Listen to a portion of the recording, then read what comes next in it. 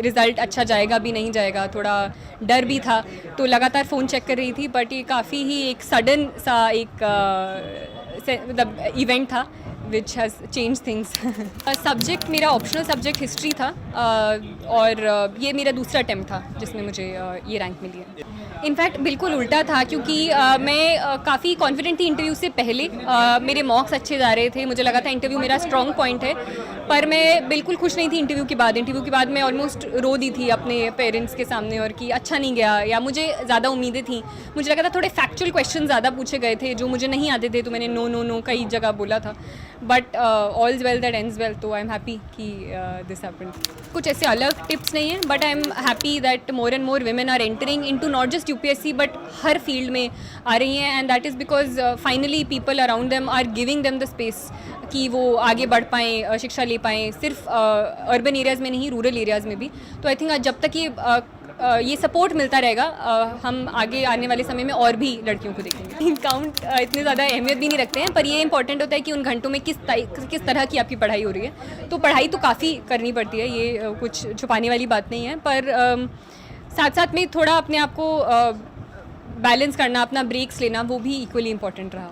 हाँ, घूमने का तो बहुत मन है, तो कहीं भी अभी देखूँगी कहाँ जाना है, बट हाँ, I would like to go somewhere.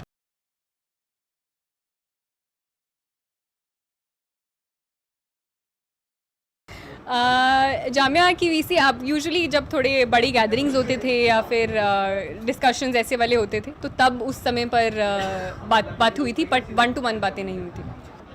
हाँ, और ये बहुत ही एक नेचुरल प्रोसेस होता है, क्योंकि इतनी कम वैकेंसीज़ निकलती हैं हर साल और इतने लोग बैठते हैं, तो ये कई लोग बहुत मेहनत करते हैं, तब भी आपको पॉजिटिव रिजल्ट नहीं मिल पाता है। तो मैं यही कहना चाहूँगी कि निराश नहीं होना चाहिए। जो कुछ भी आपको लाइफ देती है, it's sometimes for a reason only. तो अगर आपके पास अटैम्प्ट बचे हैं, and I think if people are motivated enough, then they should go for another attempt. But I also think कि there are many other ways and many other areas जहाँ पर लोग काम कर सकते हैं और करते हैं और काफ़ी सक्सेस गेन करते हैं। तो I think what ever interests people, I think उसमें वो करना चाहिए। एंड ये फेलियर के बाद लोगों को ये सोचना चाहिए कि if it really motivates them, then they should continue to work for it in the next attempt. मैं बिजनौर से हूँ, बट मेरी मम्मी बुलंदशहर से हैं, पापा बिजनौर से हैं, बाकी फैमिली बिजनौर मुरादाबाद में ही रहती है।